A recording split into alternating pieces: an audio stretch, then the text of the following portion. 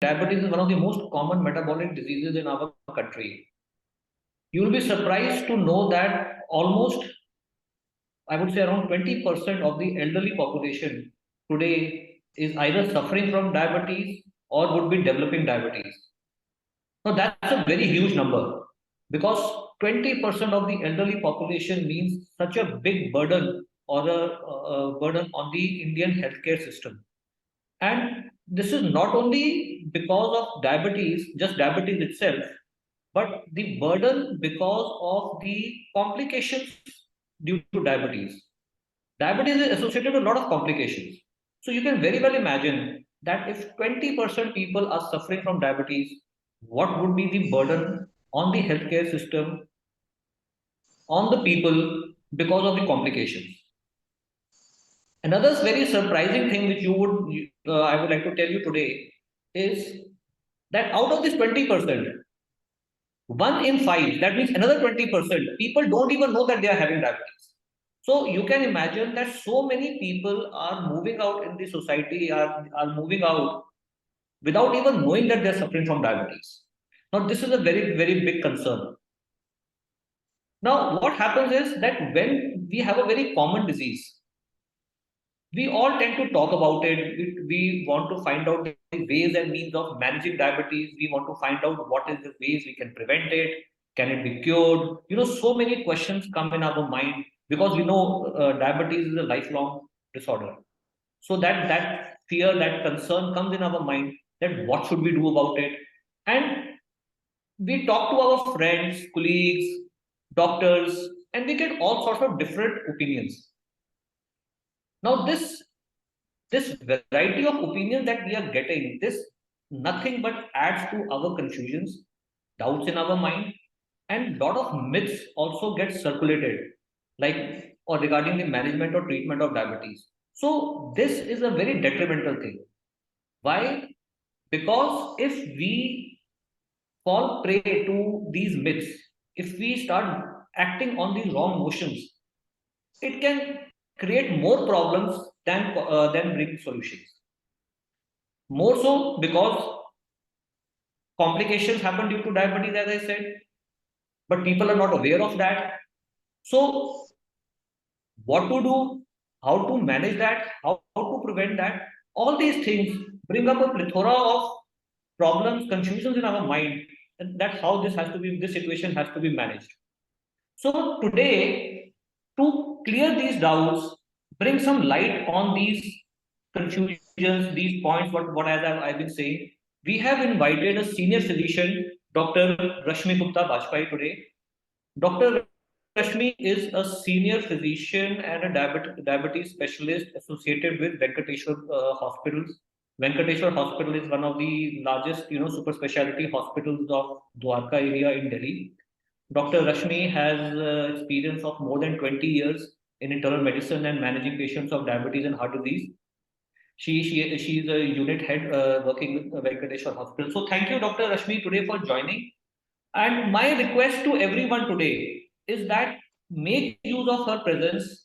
Ask any questions, any doubts you have in your mind. I'm sure we'll be having a lot of questions in our mind, so that you are able to gain, take advantage of her knowledge and her experience. Welcome, Dr. Rashmi. Thank you, Dr. Aman. So I'm glad for your introduction, and you have spoken to a large extent regarding the diabetes. So I'd like to further enlighten my dear citizens who are with us that diabetes, as you know, is a disease which Dr. Aman just said is a chronic disease, and it should be detected in time. It should be treated in time so that complications can be avoided. And in case that we can do steps to prevent its onset, early onset, that also should be taken. So what are the risk factors of developing diabetes, right? So Dr. Aman, shall we discuss upon I think that's a very important thing what you said in the beginning itself, which I would say is the right opening sentences, that we have to detect early, and that is the prime key, I would say, that will help us in, managing diabetes. Now, for that, my question to you is that, for people who are not aware that they have diabetes, people who do not know what diabetes is, for people who think that they're normal and they're fine, my question is that, like, what are the very important points? What are the risk factors? Who can develop diabetes? Who are more prone to develop diabetes? And what are the symptoms that we should keep in mind that can suggest that person is having diabetes? Yeah. So, diabetes is detected is of two types. It can be type 1, type 2. I don't want to become technical, but still I would like to say that type 1 diabetes is something which is seen in younger children, and it is an autoimmune disease. Whereas type 2 diabetes, which is the most common kind of diabetes that we see in our population, is a disease which is acquired due to genetic factors. But the early onset of these symptoms of diabetes occur because of lifestyle factors. We used to find that diabetes type 2 started only after the age of 40 years. But now we are getting to see even school-going children presenting with diabetes because they are predisposed to it with the family history, and they are having poor lifestyle. So the poor lifestyle, when we mean, is something like lesser physical activity and eating more of food which is rich in fats and low in fiber. So if they are involved more in physical activity, then the onset of diabetes is delayed. हम diabetes का onset का शुरुआत delay कर सकते हैं. हम diabetes को prevent नहीं कर सकते हैं इन टोटल, लेकिन हम उसका ऑनसेट, उसका शुरुआत डिले कर सकते हैं अगर हम एक अच्छा लाइफस्टाइल लीड करें. मतलब रोज का हम एक्सरसाइज करें. एक्सरसाइज में योगा भी इंक्लूडेड है एंड वॉकिंग भी इंक्लूडेड है. एंड अगर वॉकिंग करते हैं for around 10,000 steps a day, at least 10,000 is what is said medically. But even if it is done lesser every day, there is some amount of walking done. And uske साथ साथ diet में we prevent high carbohydrate, high fatty food, then we can actually prevent the early onset of diabetes. So that the high risk factors, as I have just said, is poor lifestyle for early onset. Otherwise, type 2 diabetes is predisposed by genetic factors, and type 1 is an autoimmune condition. So that means someone who is bound to develop will develop. Only thing develop. we can delay, and that's a very, very important thing, and a very, I would say, serious thing, because people who are diabetic, for their children and their family, they have to be very alert that they should that the younger people should maintain these lifestyle things, like what you have said, that walking, exercise, or maybe dietary restrictions, I would say, so that they tend to delay the onset of diabetes. Right. That's very important. And what do you think should be the symptoms that they should be aware of in case they, so that they are... The symptoms of diabetes, as we say in medical science, polyuria, polydipsia, polyphagia.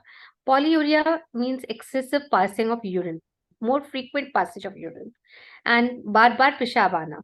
Polydipsia is बहुत ज़्यादा प्यास लगना. Polyphagia is बहुत ज़्यादा भूख लगना. ये है basic symptoms of developing diabetes. इसके अलावा ये तो सबसे प्राइमरी फेज में पेशेंट को ये महसूस होता है, लेकिन कई बार हमें पेशेंट इतना जल्दी नहीं आता हमारे पास. पेशेंट हमारे पास तब आता है जब उसको कॉम्प्लिकेशन शुरू हो जाते हैं, लाइक उसको इन्फेक्शन शुरू हो जाते हैं, उसको इन्फेक्शंस जो ट्रीट नहीं हो रहे हैं, तब हम डिटेक्ट करते हैं डायबिटीज. स्किन ब्लिस्टर्स होने लग जाते हैं जो हील नहीं हो रहे हैं, तब हम डिटेक्ट करते हैं. बहुत फटीग हो रहा है, बहुत कमजोरी महसूस हो रही है, बदन में बहुत दर्द हो रहा है, इनके साथ आते हैं पेशेंट, और तब हम डायबिटीज डिटेक्ट करते हैं.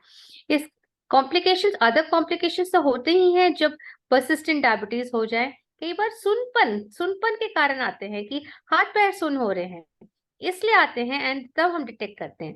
ये सब अर्ली साइंस हैं, but the earliest sign is polyphagia, polyuria, polydipsia. इस ये तो हाई शुगर लेवल्स के इंडिकेशंस हैं। इसके अलावा आई हैव ऑलरेडी मेंशन जो सिम्टम्स के साथ पेशेंट आते हैं हमारे पास, which is when we do a newly diagnosed diabetes जब हमारा होता है। So this is very important, because unless we, like what the people in literature say, what the mind doesn't know, the eye don't see, and other way around also, what eye don't see, the mind doesn't know, it's both ways. So we have to know what the symptoms are, so that we are aware that whether anybody in our family is having these and probably ignoring it, could be suffering from diabetes. Now, you see, my next question is, what are the levels of blood sugar that a person should be aware of when he's normal and when he's a diabetic? Because you see, a normal may have a different range of blood sugar, but a diabetic, when we'll say that yes, this is a near normal range for a diabetes, and what are the tests that can be, that should be done for monitoring the sugar? So when there is any suspicion of diabetes, yeah, agar there is a family history of diabetes, if both parents are diabetic, then you're bound to have diabetes. If one parent is diabetic, there is almost 50% chances that you'll get diabetic. So in all these patients and patients who start developing these kind of symptoms, जिनको ये symptoms हैं, they should get their sugars. They should get their sugars checked at least every month. Early detection is only by doing a monthly check. Otherwise, we find if up till the age of 40, you can go on for a yearly check. But after that, you should be more stringent about the checking part of the sugars, especially in this group of patients who I have just mentioned. The sugars normal sugars in normal patients, that's normal people who are not having diabetes, fasting blood sugar remains below 100. It is around 80 to 100. And the postprandial sugars in normal people, it is around 140 to 160.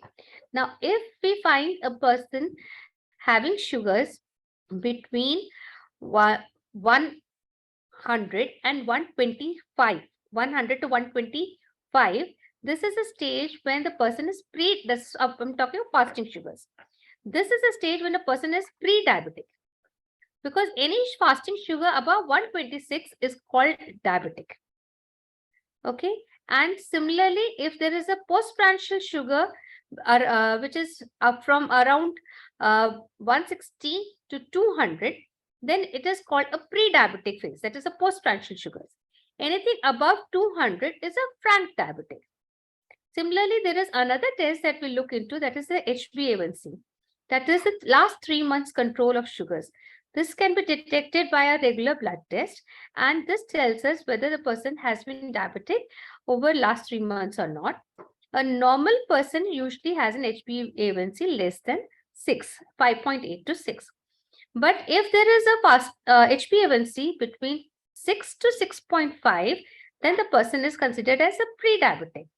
And if it is above 6.5, then he is a frank diabetic. So what we mean by a pre-diabetic phase, that is when it is between fasting sugars between 100 to 125, or when it is postprandial sugars between 160 to 200, or if we say about HbA1c of 6 to 6.5, these are the cases who are predisposed to developing frank diabetes, where diabetes can be prevented by maintaining lifestyle changes. So these are the parameters. I think this is very important, because if we are doing regular checks and we know what levels we are working at, so that will be, this is something which we all have to keep in mind, that what should be our target blood sugar, or what should where we are actually maintaining. So, doctor, one more thing: how often should the HbA1c be done for non-diabetics or for who are at risk for diabetes? HbA1c is the last 3 months control. Okay, so it is ideally to be done every 3 months. But if it is an uncontrolled diabetes and we are treating it, then we even do it at times monthly to see how much it is reducing, so that we know whether our control is good or not. But ideally, it should be done every 3 months in diabetics. And suppose there are people who are prone to develop diabetes, or family history of developing diabetes, but have not been diagnosed as diabetic. So what do you suggest that Well, when? see, as I said, if they have a family history of diabetes and they are not having presently any symptoms, then they can do up till the age of 40. We would consider that yearly checkup, an annual checkup should be done, which will include an HbA1c. But if they develop symptoms of diabetes or they have any kind of, if any stage they find that the HbA1c is deranged or any of the parameters of fasting or PP is deranged, then they should be doing it every 3 months. So this again we have to keep in mind that to make sure that our sugar is getting controlled, we have to keep a check on the HbA1c or our blood sugar levels. Doctor, how accurate? One question a lot of people have asked me also: how accurate is the reading of the glucometer that we have available at home? So there is always a difference of a 10% error between the glucometer reading, plus or minus 10% error between the glucometer reading and that which is checked by the serum blood glucose, which we do it from the lab. But the glucometer does help us in identifying this range at which the patient stands, so that the patient is able to identify that whether the patient is going into a diabetic phase, or if he is diabetic, whether it is a controlled or an uncontrolled status. But it is not enough to make a diagnosis or to start a medication. To start a medication, we need the accurate values and even to change the medications. Doctor, can you tell us broadly what are the guidelines for management? Because you see, everybody says that you have a lifestyle, it's a lifestyle disorder, medicines are not required.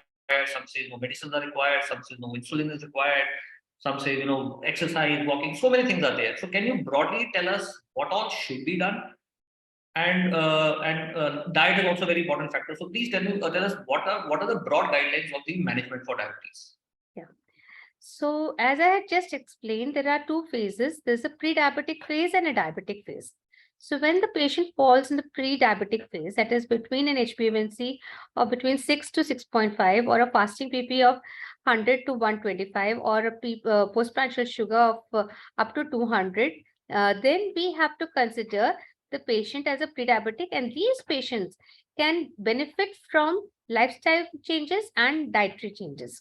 So the dietary changes here basically mean that they have to bring down their carbohydrate levels, the fat levels, as well as the fruits which are very sweet, that also we tell them to avoid.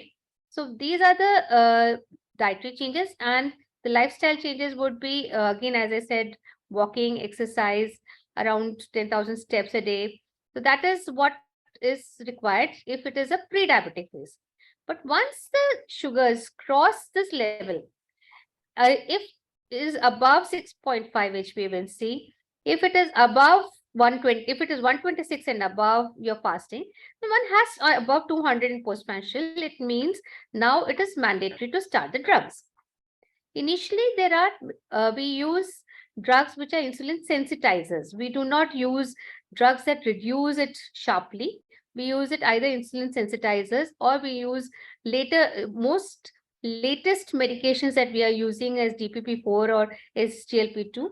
These are the ones which are now being indicated as first line medications to prevent the development of complications.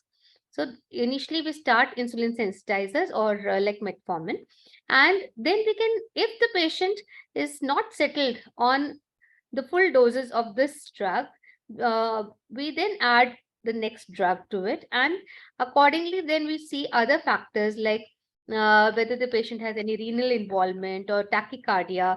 Accordingly, we change the molecule, and we continue on the oral medications. We try to switch on to insulin if the patient is not being controlled on oral medications. But in case a patient has an infection, if the patient has a sudden exacerbation of this diabetes, then maybe during that phase, we may have to start the patient on insulin, and that is not going to be a permanent phase. Once his sugars or her sugars come back to normal, come back to a controlled phase, we can shift the patient back to oral medications. So once insulin started, in not all cases it is mandatory that the patient will be on insulin, but that is when we start an insulin on when there is a sudden increase due to any infection or any other trauma factor. But otherwise, in routine factors, we start insulin if the patient is not being maintained on our oral hypoglycemic agents.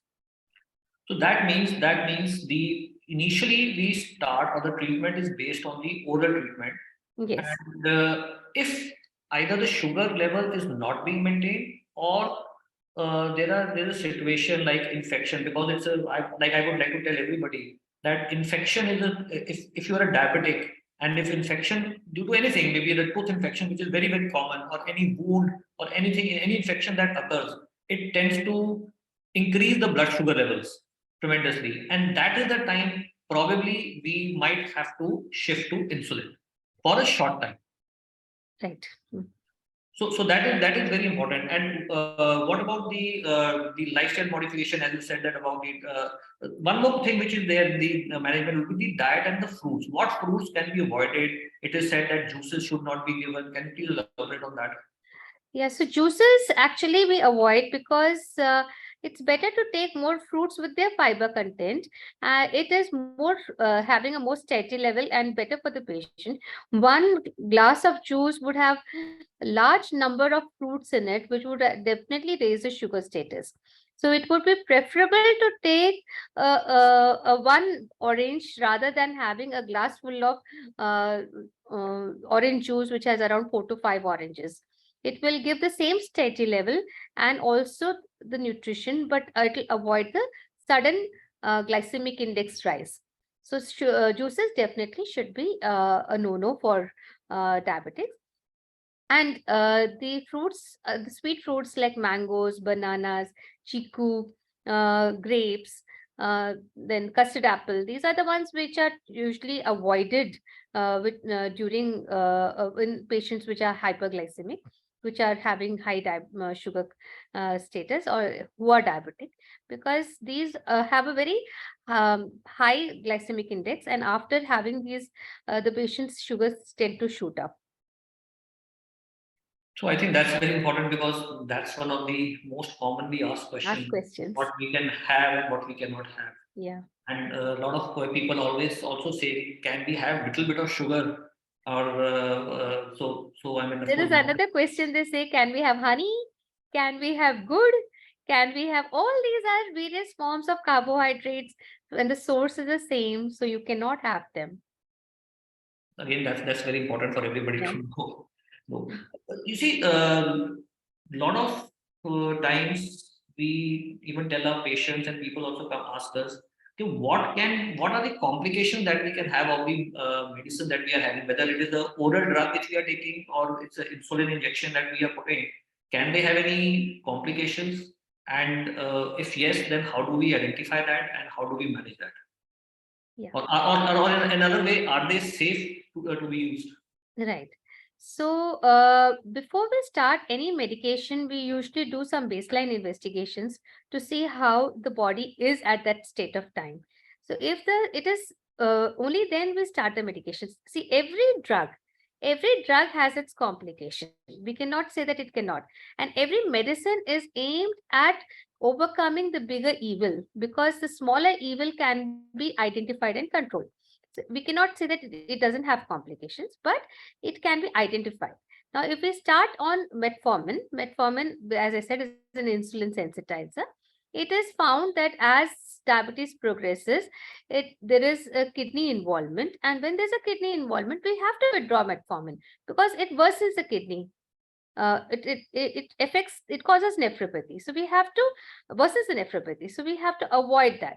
But initially, it is a very good drug as a sensitizer. Secondly, similarly, if we take oral medications like sulfonylureas, these tend to sometimes cause hypoglycemia. And hypoglycemia, अगर sugar कम हो जाए, hypoglycemia, sulfonylureas affect for almost 2 to 3 days, and the hypoglycemia can keep persisting for 3 days. So the person has to have a very close monitoring, and maybe anytime it goes down would require some kind of a carbohydrate intake. So that is its complication. So it should be taken very carefully as prescribed by the doctor and with the regular monitoring of sugars. Similarly, the newer drugs that are coming in are a little safer, as we say, the DPP4 and the SGLT2 inhibitors. These are a little safer because we do not get that much of incidence of hypoglycemia. But again, when you use your dapagliflozin or any of the SGLT2, what happens is then you start losing the sugars from the urine.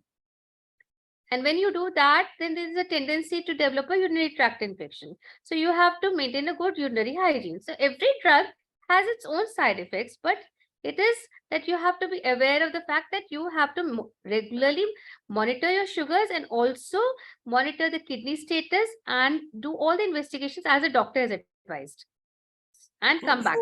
So see, one very important thing I would like to tell the audience. And one thing more, Dr. Aman, the safest medication is insulin. It is the most physiological medication which does not have any side effects, but it is the one which people do avoid to a very long time, even when it is required, by feeling that once insulin started, it cannot be stopped. That they don't understand that the medications that they are going on taking are sometimes causing more complications than helping them out in treating the disease, because it is a stage when the pancreatic cells are no longer functioning sufficiently to produce any more of the insulin from the body themselves. So they would require an external supply of insulin. So people, the fear of insulin should be taken out from the mind of people, because at the stage when the doctor says insulin should be started, it is the very most appropriate thing, because insulin is the most physiological thing. It is the same thing as what is present in the body. That is, I think, a very important thing you have said, because yes, people do think that insulin, if you start, you'll never get over with it. So my request to audience is that, if you have any notion like that, please make sure that it's out of your mind. Insulin should be used if required, if indicated. Don't feel scared of using an insulin, and avoid insulin. If the doctor is indicating, yes, it has to be done. It has to be done. So there's no doubt about that. One thing I would like to tell the audience is, like as Dr. Rashmi has said about hypoglycemia. Hypoglycemia basically is the condition when the blood sugar falls. So whenever the people who are diabetic, who are taking medication, and especially insulin, there's always a little possibility of the sugar to fall, which we have to be alert about. So Dr. Rashmi, can you please tell a little bit about hypoglycemia, whether how are people prone to it, what precaution they should take to prevent that hypoglycemia because of the medication, and how to manage it? Yeah, because it's a very common thing. It's a very common thing. So hypoglycemia is something that occurs in diabetics due to various reasons. It can be because of high intake of the over intake of the medication, low intake of nutrition, or it can be because of a condition in which the patient was not taken care of, a neglected patient. And also sometimes we do see patients with sudden cardiac involvement or CVA also going into hypoglycemia. We have seen that kind of patients also.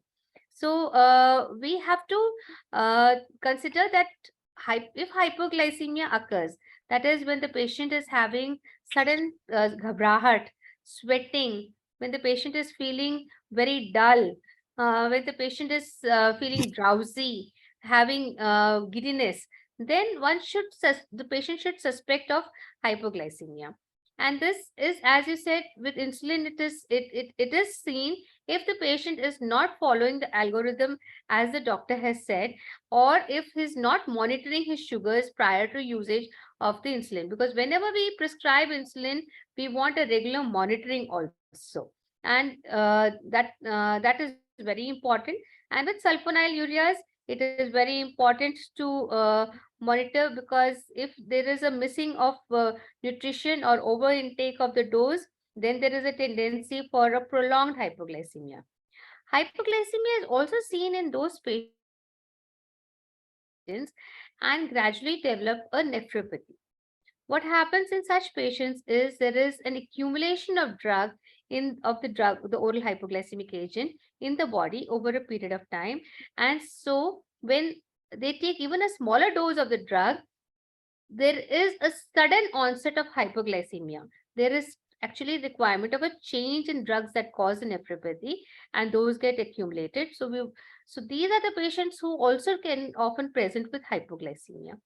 And when hypoglycemia sets in, it is mandatory that the patient takes sufficient carbohydrates, because this is a life-threatening condition, and a intake of carbohydrate is a life-saving situation. So hypoglycemia is more dangerous than hyperglycemia. So now my what I want to tell the audience is, this is a very, very important thing, because like what Dr. Rashmi is saying, hypoglycemia or fall of blood sugar level, which is very common in diabetics, is more dangerous than a high blood sugar level in diabetics. So we have to be very careful. People who are on insulin, people who are on certain oral medicines which we take for diabetes, I'm sure your doctors would have advised you that when you're taking the medication, don't miss your meal. That is very, very important, because if you miss your meal, or if you have not, probably have had little to eat, or maybe, forgotten to eat or not eaten due to any reason, a lot of people keep fast. हम व्रत रखते हैं कि आज हमने कुछ नहीं खाना, right? But then you have to either stop that medicine at that time, because what happens is that the blood sugar tends to fall very fast, and that can cause, like what Dr. Rashmi has said, sweating and घबराहट होती है, palpitation हो जाती है, पसीना आता है, you feel giddy, आंखों में धुंधलापन नजर आता है. So this thing is a sure sign of hypoglycemia. We always advise people, Dr. Rashmi will correct me if I'm wrong, that diabetics should carry some sweets in their pockets, so that कभी कहीं पे भी अगर ऐसी situation हो, immediately take it, because it is better to have a higher level of blood sugar than to have a lower level of blood sugar. So this I'm again saying it. For today. It is a carry home tip for everybody, that be careful about your sugar levels, your medications, and your diet when you're taking that. I would also add one thing. It is preferable that diabetics do not go on long terms of fast, because they would definitely require their medications. And if they are on long periods of fast, then this is the lifestyle change they will have to bring, that they should avoid being on fast. We do advise to avoid fast, but then these are religious factors. Yeah. Dr. Rashmi, one thing again, since we're talking about insulin, so is it possible that if you can show us how the insulin syringe can be used? How do you Yes. apply that? So insulin now is being usually dispensed using a pen for home purpose. So pens, I can show you a pen here. We have a insulin pen here. Yeah, I think it is visible. Yes, it is visible. It is visible. Okay. Now this pen, if you see, has a dial here. This is the dial, and you can read the number here at how much level you want to put the dose. If you have been prescribed 4 units, I have dialed it to 4 units. Now, suppose you have over dialed it, the present pens that are available, you can even go back to and correct it. It does not cause wastage of insulin. That is the first point. Second point is that it has a needle attached, which is a very small needle, a fine needle. So it is going to cause minimal pain, and it is going to reach only at your subcutaneous level. So this is the kind of needle that has been provided, which is a very good part of this system. And it has a plunger. So now it should be used at 90 degrees. It should not be used 90 degrees. It should not be used at an angle at 45 degrees. It should not be used. And once it is used, and once you are pressing the plunger into the body, it should remain there for at least a minute, so that you have dispensed the complete medication. Otherwise, you might have the medication coming out and losing the insulin. Secondly, where should we be using this syringe, at what parts of the body? So we have our abdomen divided into 4 quadrants. You can from at the left taking the navel as a center, and you have upper outer quadrant, upper lower quadrant, and outer lower quadrant, and then you have the inner. You have the right and the left upper and lower quadrant. So when you have 4 quadrants there, so you can rotate around the quadrants, and also on the thighs, you can take the right and the left thigh, and you can rotate on the thigh also. So you don't come back to the same side for at least 2 weeks. That has to be the aim. So that you don't cause injury. You don't cause injury due to the insulin injection to your skin and subcutaneous tissue.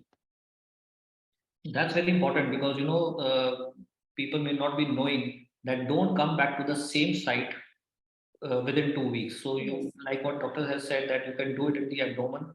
It has to get 90 degrees. So the angle is very, very important. You have to make sure that the dose that you have fixed is the right amount of dose. So, and if you need any help in that, you can ask your family or caretaker to make sure that it is done in the right way. And do we take it before meal, after meal, or what? So there are various types of insulin. There are certain insulins which are regularly used, direct rapids, which have to be used 30 minutes before meals. But the more recent ones, the analogs, the Lispro, that you can use just 5 to 10 minutes before meals or just before your meal. But it's to be taken before meal, not after meal, because we want the functioning of the insulin to start when you're starting to take your meal, so that as soon as the food enters your mouth, reaches your saliva, it is getting absorbed. The carbohydrates are getting digested and they are reaching your blood system, and they need to be utilized by the body. Otherwise, the sugars will start rising immediately if there is not sufficient insulin to utilize it. So before meals.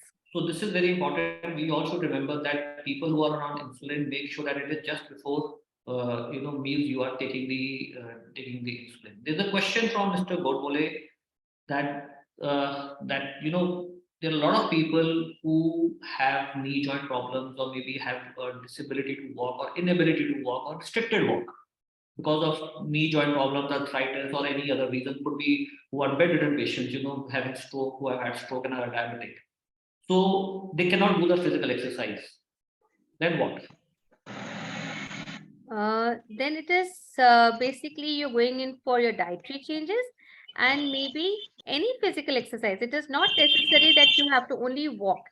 Even things like mild yoga done, that is also going to cause utilization of energy, that in which you don't have to physically walk. Even and if you have a physiotherapist or a trainer who will tell you that any kind of movement of the knee, even a slight movement of the knee that is done, will, even when you're lying in bed, will also cause utilization of energy. So this will also help in improving the metabolism. The aim is to increase the metabolic rate. That is the whole aim. So the mantra is that some form of activity is required. You will not be able to walk. You can take professional help. Consult a physiotherapist. They are trained to tackle such type of situations, and they bring about activity so that the metabolism in the body is increasing. That's what the aim is actually, and that which helps in maintaining the blood sugar level. Of course, there's a difference in the capacity. I mean, people who are walking may be able to control better than people who are not able to walk. But yes, it's not that there is a dead end. There are ways to come over that challenge and the situation. There are specialists available. They can guide you. They can help you what is to be done and what is to be done. Hi. Hello, Dr. Aman. I just, although I'm not a diabetic patient at all, but I mean, recently I had been taking on some steroids about my sugar level. So I just want to know what are the safe sugar levels basically now these days. we have been reading in some news that I think the criteria for deciding whether you are diabetic or not, there are some changes in the level of sugar.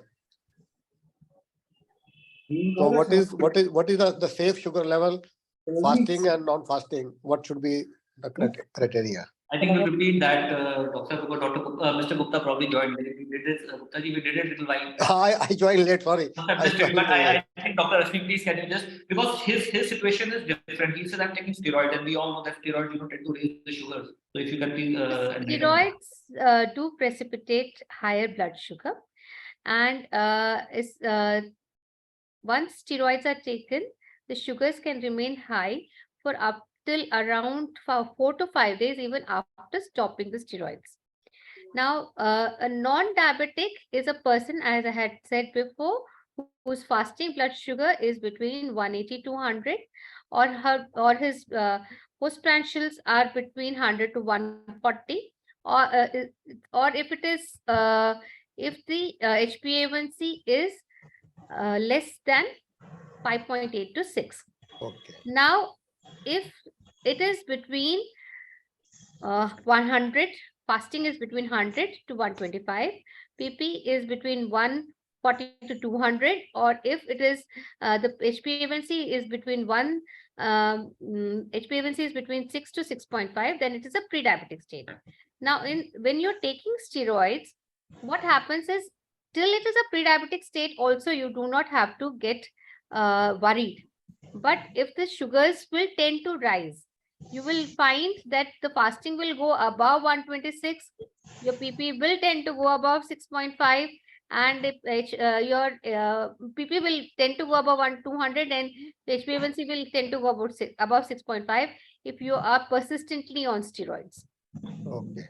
In that status, you will have to take medications to correct it. Thank you very much. Thank you. Gupta ji, don't worry, you are quite safe. Now, in the beginning, I had mentioned that people are not aware that they are having diabetes, and more so, they are not even if they are diabetic, they may not be aware that they are developing complications. So, Dr. Rashmi, briefly, if you can tell us what symptoms the diabetic people should be aware of, so that it comes in their mind that probably they are heading for some complications. So diabetes has both microvascular and macrovascular complications. So microvascular, macrovascular complications means initially the patient may be having neuropathies, maybe having this numbness of the hands and fingers, and also of the feet, which is called glove and stocking feeling as if जैसे पैरों में मोजे पहन रखे हैं, हाथ में gloves पहन रखे हैं और कुछ महसूस नहीं हो रहा है, कम महसूस हो रहा है. That is a neuropathy which is very common. या फिर कभी कभी दर्द हो रहा है, नसों में दर्द हो रहा है. This is what the patient specifically says. This is one of the very common complications, first complications. And then you have nephropathy, जहाँ kidney involvement शुरू हो जाती है. Kidney involvement के लिए पेशेंट को रेगुलरली अपना जब शुगर चेक करते हैं, रीनल प्रोफाइल पे चेक करना चाहिए. सबसे पहले हमारा micro albumin in urine change होते हैं. सो a doctor will prescribe this test if the patient is having any complications. If the patient starts saying कि पैरों में सोजन हो रही है या फेस पे सोजन आ रही है, तो या यूरिन में चेक करते हुए रूटीन में प्रोटीन्स आ जाते हैं, तो doctor will possibly get the microalbumins done, and उससे आइडेंटिफाई हो जाता है. एंड अगर किडनी डिजीज को टाइमली हम एसेस नहीं कर पाते हैं या टाइमली आप नहीं दिखाते हैं, it can proceed, it can progress to diabetic nephropathy, which is a chronic kidney disease and can lead to a very chronic renal disease which ends in dialysis. So kidney has to be looked after in all diabetics. Then you have the retinopathy, जिसमें eyes are involved. तो एक routine ऑफ्थल्मोलॉजिकल examination होना चाहिए, क्योंकि retina का involvement होता है, lens का इन्वॉल्वमेंट होता है, कैटरैक्ट होता है. सो अगर अचानक धुंधलापन हो रहा है आंखों में, ये बहुत हाई शुगर होने के लक्षण हैं। आप आईज के डॉक्टर को दिखाइए, वो बोलेंगे कि शुगर्स को अपना कंट्रोल करिए, आपका धुंधलापन कम हो जाएगा। लेकिन कई बार शुगर्स जो हैं आपके लेंसेज में भी डिपॉजिट हो जाता है, कैटरैक्ट हो जाता है, then you have to go for a replacement of the lens. So that is cataract surgery. Then it can affect your heart, your brain, because it is going to form plaques. तो macrovascular complications हैं in heart में because of constriction of the vessels, angina हो सकता है, heart में myocardial infarction हो सकता है, heart attacks हो सकते हैं, brain में strokes हो सकते हैं. So this can be prevented by maintaining a good blood sugar. Quality of life will be better if the sugars are well controlled, because उससे delay in onset of complications होते हैं. जितना अच्छे से sugars controlled रहेंगे, उतना delay होएगा in onset of complications, उतना अच्छा lifestyle होएगा. So usually patient को sugars identify होते हैं after the age of 40. अगर वो अपना कंट्रोल में रखता है, then even up till the age of around 70 to 75 उसकी क्वालिटी ऑफ लाइफ अच्छी रह सकती है. लेकिन अगर वो रेकलेस हो जाता है और doesn't control the sugars well, then even by the age of 50 the patient has so many complications that the quality of life becomes poor. So it is very important to maintain a good quality. Basic thing is, if you are diabetic, maintain the sugar level, be very strict, look after your diet, look after your exercise, stop smoking, which is a very important thing. Stop smoking, because and be careful of these symptoms. The moment you are developing, keep a regular check, of course, keep a regular check. But if you feel that any of such things are developing, immediately take action. It's not that if you're a diabetic, you can't have a normal or a healthy life, like what doctor has just said, that the quality of life can remain good for quite a long time if we are, keeping these strict checks and maintaining all these blood sugar levels. Doctor, one last question from my side, a very controversial question, I would say. Today, a lot of, commercially, a lot of people claim that we can reverse diabetes. I've heard it. So, is diabetes reversible? Well, scientifically, whatever we have seen from the pathology of the specimens of the pancreas is that by the time the diabetes is detected, nearly 60% of the pancreatic cells are destroyed. And diabetes is a progressive disorder in which the cells gradually go on getting destroyed. So I do not think that it is possible to reverse diabetes, but we can definitely prevent the worsening of diabetes and its complications by maintaining a strict the sugar controls. So that means diabetes cannot be reversed, but yes, it can be if you are very having a very strict control. Probably the complications can be reduced or avoided. Like what you said just a little while ago, and delayed. a near normal life can be led, right? But if you think that you will be free of diabetes, then you can be reckless again and eat whatever you want. I feel till now, as far as the science is concerned, it is probably not possible. But yes, there are people who claim to do that, so they have the right to say that. There's a question that should gud khana chahiye, jaggery, should it be eaten? One, two, they're using sugar free. A lot of people use these artificial sweeteners. I think that's a very important thing. So what do you suggest about that? So good, I had said about this prior also, whether it is sugar, whether it is good, whether it is jaggery, whether it is honey, all of these are sugars with high carb. These are high carbohydrates. There are various forms of carbohydrates like fructose, sucrose. So these all are going to cause a rise in the sugar in the blood. Jaggery is what is the basic content of basic source from where your sugars are coming. They remove the molasses and clean it up, and that is sugar. So it's not much different. So you cannot have either jaggery or sugar or honey. Now, as far as the artificial sweeteners are concerned, artificial sweeteners are known to cause effect on the kidney. So it is best avoided. Okay, but there are, a lot of brands are available which say it's a stevia and it's a, naturally. On a longer run, everything has, drugs have its complications. This also has its complications. If you take it, okay, if it is taken to an extent that once a day you take one tablet a day of that, it's still fine. But what happens is, once you say it's fine, go ahead with these sweeteners, then people tend to take a lot of sweet dishes, the cakes and the sweets with sugar free in it, which is having a very high content of these artificial sweeteners, and that if becomes a regular practice, that is going to be very harmful. So it is best to discourage the use. So I think then there's no option left actually. No, it's best to discourage. If it is being used, it has to be very careful, because once it is a human tendency that if you say yes, then the person tends to take it in an excess thing. in an excess. So it has to be done. It can be done in moderation. You have to be very strict again. Disciplinize yourself. Avoid as much as possible, and take it only if you feel that it's really required. So you have the courage to do that.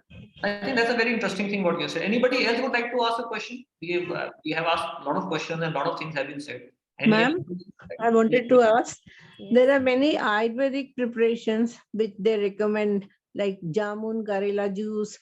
Is it going to help when we are going to take along with the allopathic medicines? Does it have any effect, or is just like that? Ma'am, jamun, karela, these are naturopathy. This is not Ayurveda, one. And naturopathy, natural ingredients that lower can be taken. These are not replacements of allopathic medications. They may reduce to some extent, but they are not treatments. They are, you can take it as a dietary method of maintaining sugars, but not as a treatment.